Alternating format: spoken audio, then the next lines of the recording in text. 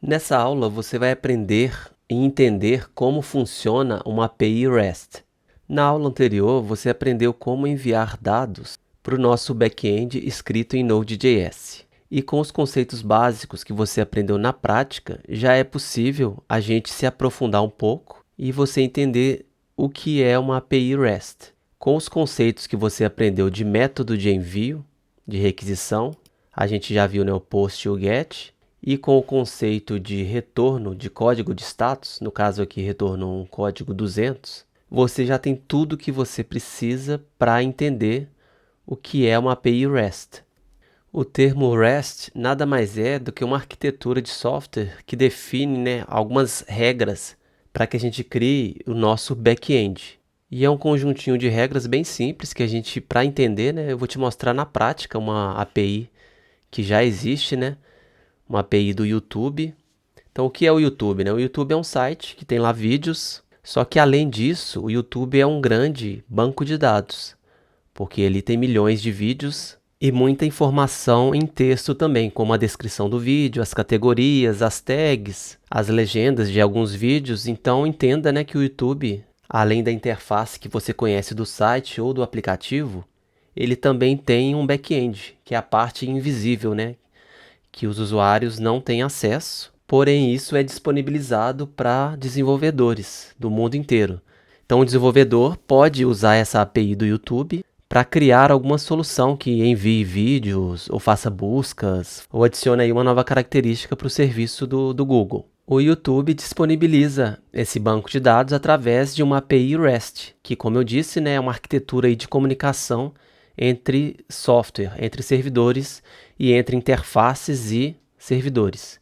Vamos ver na prática, né, uma API real aqui. Então eu estou aqui no site do YouTube, developers.google, né, .com/YouTube. Então essa é uma característica das APIs, né, de ter versões. Essa é a versão 3 dessa API. Tendo versões é possível, né, que funcione várias versões diferentes, né, de uma mesma API. Então provavelmente tem a V2 e a V1 aqui. Então vamos lá acessar a documentação. Estou aqui, adicionar funcionalidades, tá vendo? Vamos ver aqui guia de implementação. Vou aumentar o tamanho da fonte aqui. E aqui eu tenho o guia de implementação. Esses guias eles são bem mais extensos, explica, né, detalhes da implementação. Então no meu caso aqui eu não vou entrar nesses guias não, eu prefiro entrar direto na referência para eu te explicar aqui e te mostrar, né, a estrutura da API REST para você começar a entender. Então isso aqui é só para exemplificar mesmo, a gente não vai usar essa API agora não. Então eu clico aqui na referência, comentários, então como se fosse cada item desse, né, fosse uma tabela do banco de dados lá do Google, só que não é, né, é simplesmente um ponto, né, um endpoint, um recurso disponibilizado pela API. Então eu tenho aqui comments, que seriam os comentários, tem um overview aqui de como explica, dando, né, uma visão geral sobre esse recurso.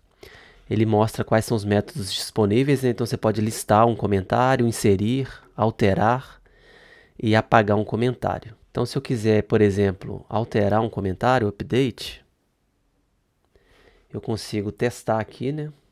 Só que eu vou fechar isso aqui e eu consigo ver qual é o estilo, qual é o tipo de request que eu preciso criar. Então, como a gente viu na aula anterior, né, eu posso usar o Postman para criar um request. Então, nesse caso aqui, para alterar um comentário, eu preciso criar um request do tipo put. Mas se você vier aqui no Postman, você vai ver que está disponível, né, muito mais opções. Então tem o get, o post, que são os principais, mas também tem o put, o pat e o delete. Então nesse caso aqui eu preciso usar o put. Então teria que selecionar isso aqui e colocar a URL aqui. Beleza?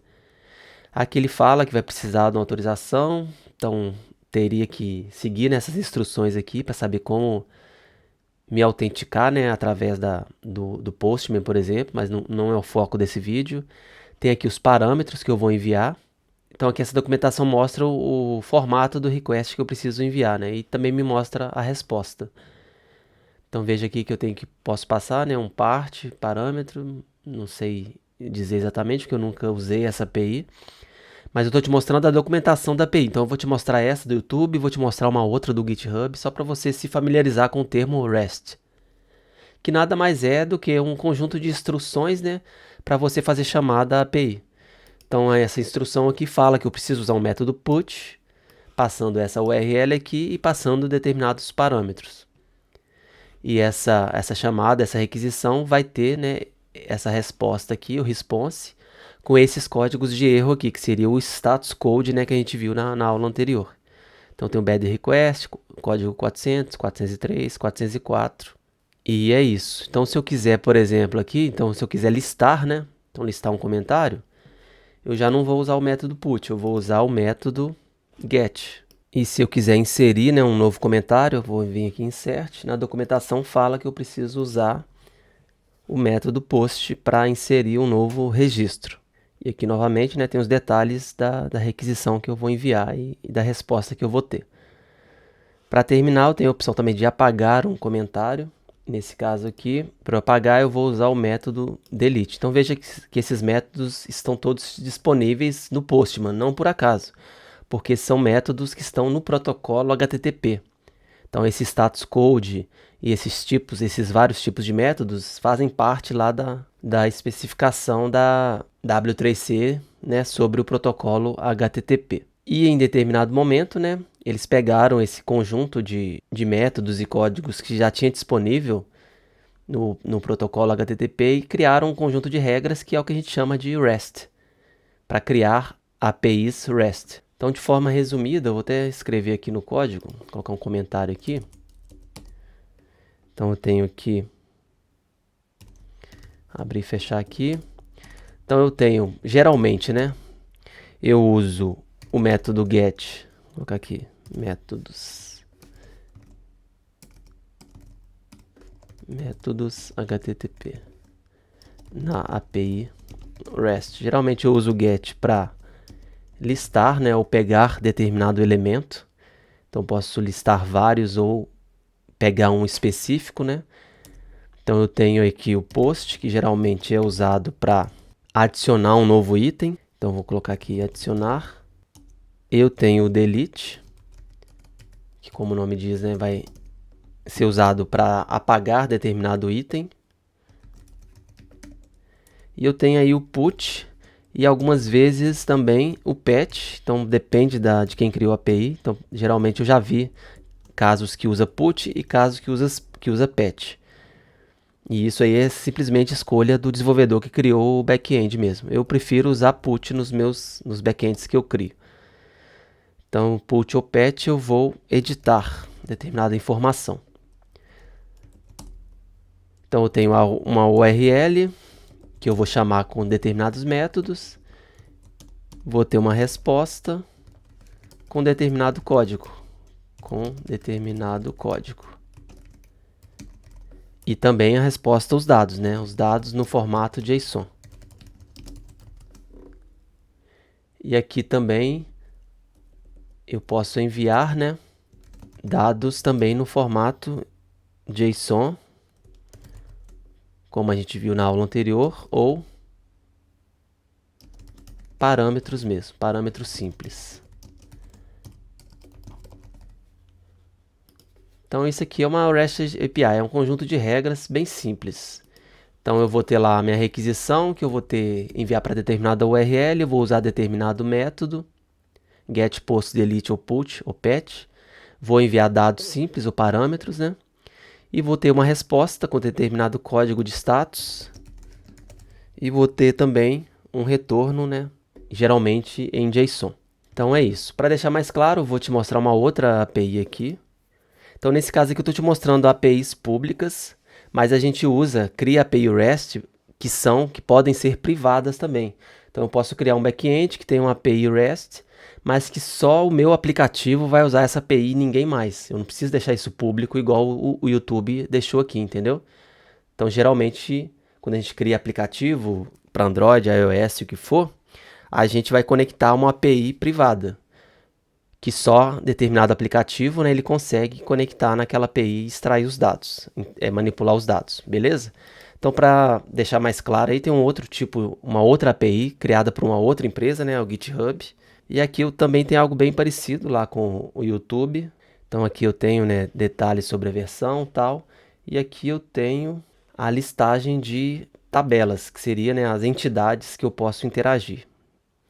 Estou chamando de tabela aqui, mas é mais correto, né, usar o termo recursos. Então, tem um recurso chamado repositórios aqui, por exemplo. Então, vou clicar aqui em repositórios.